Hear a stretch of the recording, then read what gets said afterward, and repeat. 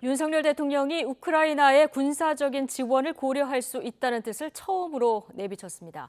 대량 학살이나 민간인 공격 등 세 가지 조건을 전제로 언급하긴 했지만 서방의 커지는 압박 속에 딜레마이자 전략을 보여준다는 해석이 나옵니다. 조은지 기자입니다. 지난해 2월 우크라이나 전쟁 발발 이후 우리 정부는 쭉 인도적 지원만 가능하다는 원칙을 지켜왔습니다.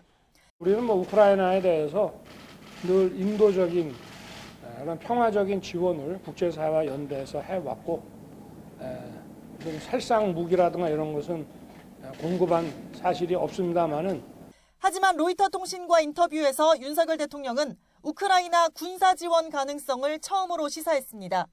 대규모 민간인 공격이나 대량 학살, 중대한 전쟁법 위반 등이 발생할 땐 인도적, 재정적 지원만을 고집하기 어려울 수 있다고 말했습니다. 불법 침략을 받은 나라를 지켜주고 원상 회복시키기 위한 다양한 지원은 국제법, 국내법 모두 제한하기 어렵다고 설명했습니다.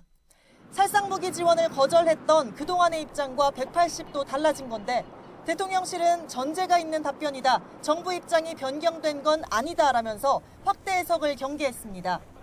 이는 외교 딜레마를 보여주지만 동시에 전략이자 노림수라는 해석도 나옵니다.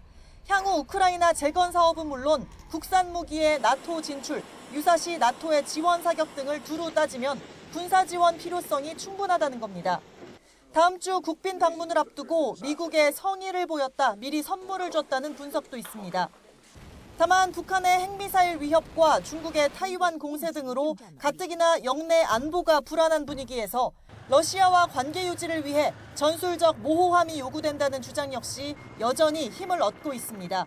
딜레마인지 전략인지 해석은 분분하지만 한국산 포탄이 우크라이나에 지원된 정황이 최근 잇따라 드러난 만큼 공공연한 비밀을 더는 숨기지 않겠다는 우리 대통령실 의도도 엿보입니다. YTN 조은지입니다.